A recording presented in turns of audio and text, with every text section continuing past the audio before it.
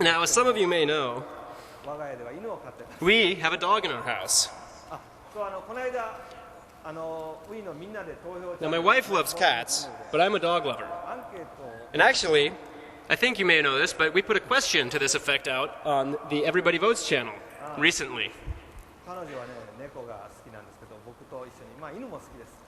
So, while she's a cat lover, she also likes dogs along with me.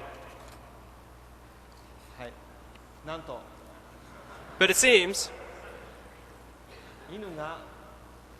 about, looks like 63–64% of the world's Wii owners agree with me. And only 36% seem to like cats.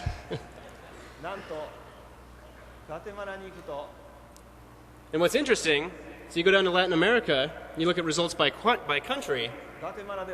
In Guatemala, 90%, more than 90% of the people there prefer dogs.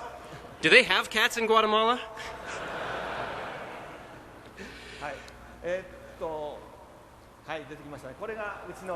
This is our dog.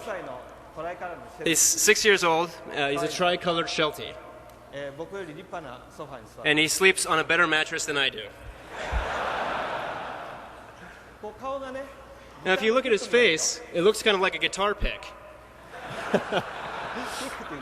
So we named him Pick.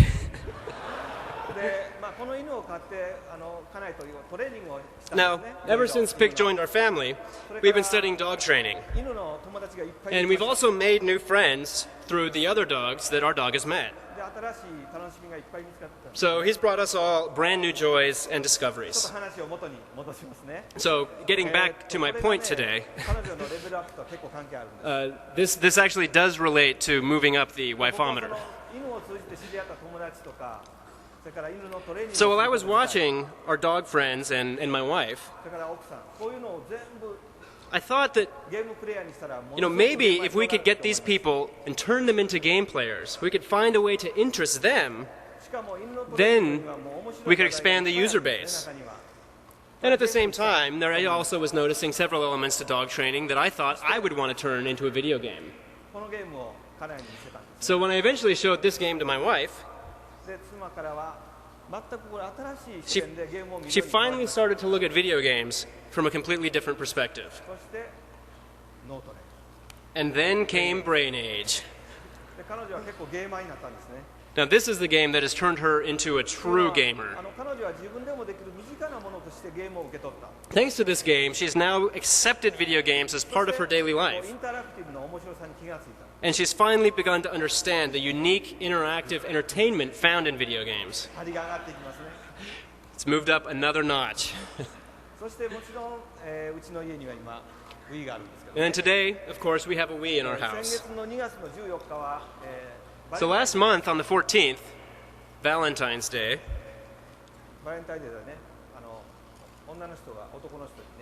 in Japan on Valentine's Day, women give chocolates to men. It's very nice. So, as usual, I came home rather late from work. I expected her to be asleep, but I opened the door, and I heard the sounds of the Wii. So, of course, I thought, oh, she waited up just to give me chocolates. That's so sweet. But actually, she was just casting her votes on the Everybody Votes channel. But here's the amazing thing. What this meant is that she herself used the Wii and downloaded the Everybody Votes channel all on her own. This is an incredible occurrence in my household. Like, it would be more normal for me to walk home and find Donkey Kong eating at my dinner table.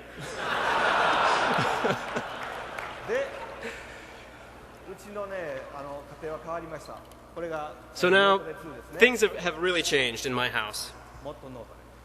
This is the second version of Brain Age, released in Japan.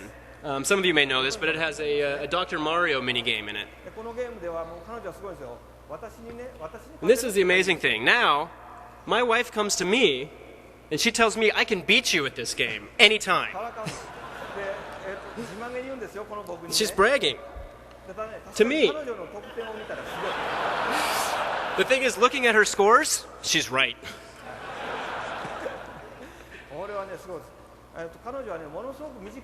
She turned into a hardcore gamer much faster than I expected. The waifometer jumped up dramatically.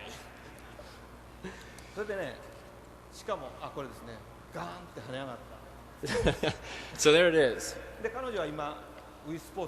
So now she's playing a lot of Wii Sports. And not only that, she invites our friends over, and anytime they're there, she always invites them to play Wii Sports. Plus, I don't know if she'll ever stop making Miis. She's made Miis for our family, for our relatives. She's even making them for everyone in the neighborhood. And then she enjoys showing them to everybody.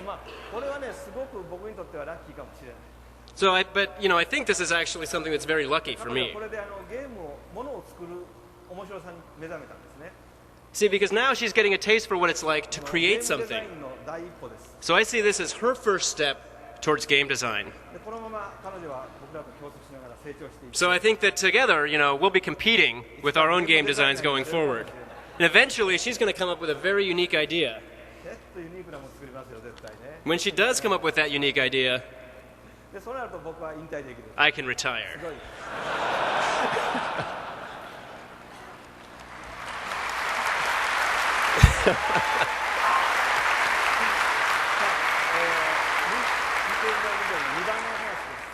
So now I'd like to talk about the second key element of Nintendo's vision. And that's our devotion to the entertainment business. We're fortunate. We don't have to worry about business diversification, expanding into other areas. And without needing to allocate our resources to other businesses, every employee is able to focus solely on entertainment. And as a result, our company has a well-struck internal balance. Engineers and software creators both have a deep level of understanding about entertainment. And that makes it more efficient in developing new products. We feel that an environment in which programmers and engineers are always talking is very important for creating truly innovative products. And at Nintendo, these teams, in fact, work together in the very same building. They're not separated by acres or miles or oceans. The chance for collaboration happens all day long, in the office, in the cafeteria, even in the bathroom.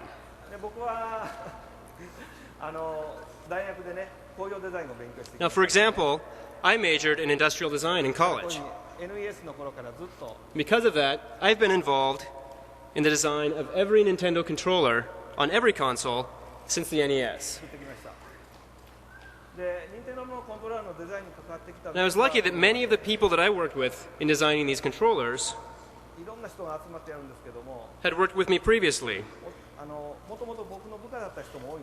lot of them were from my own department. And we understood each other, and it was lucky because we were able to work very effectively as a team.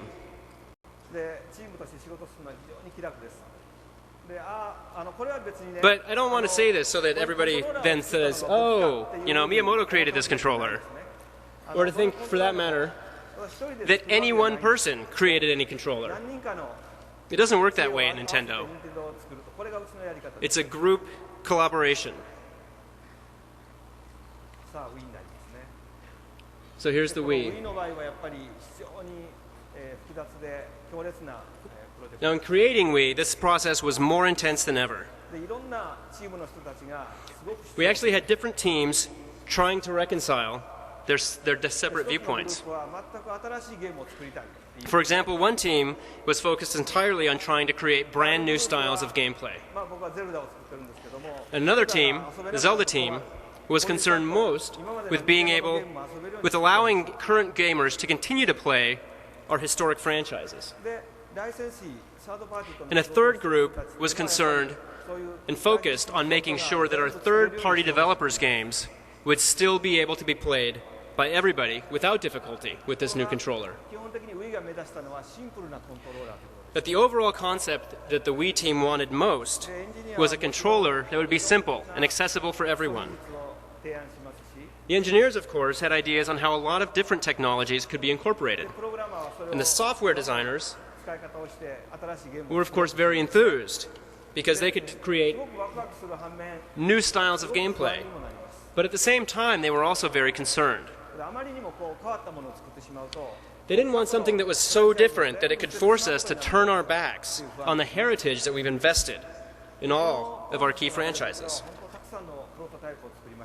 So in the process, we actually fabricated dozens and dozens of different prototypes for the Wii controller, like this one. You haven't seen this before, have you? This is the cheddar cheese.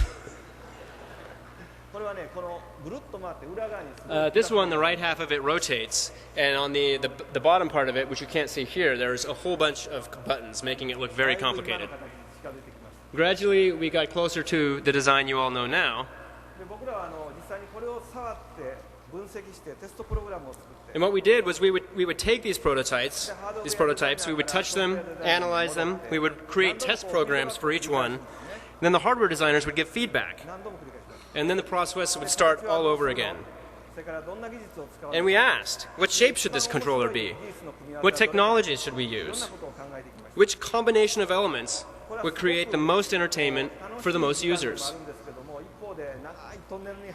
This was really kind of the most exciting period for us because any idea could be suggested, but at the same time, we felt we were in a long tunnel with no light at the end. Finally, we decided that we would mimic the look of a TV remote. But this final version, the one that you use today, is truly the result and the achievement of a very widespread collaboration with members from a number of different teams. So we took these kinds of conversations to an extreme, balancing the needs of software and hardware, while thinking about the ideas for what became the Wii. And at one point, we even wondered, with the recent advances in portable gaming technology, did we even really need a new home console that connects to an immobile TV at all?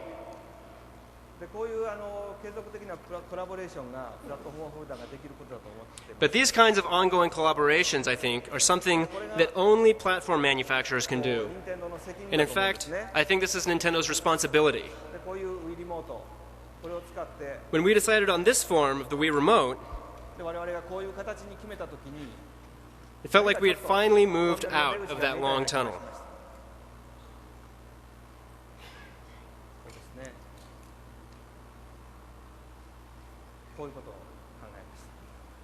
Can do a lot, can it?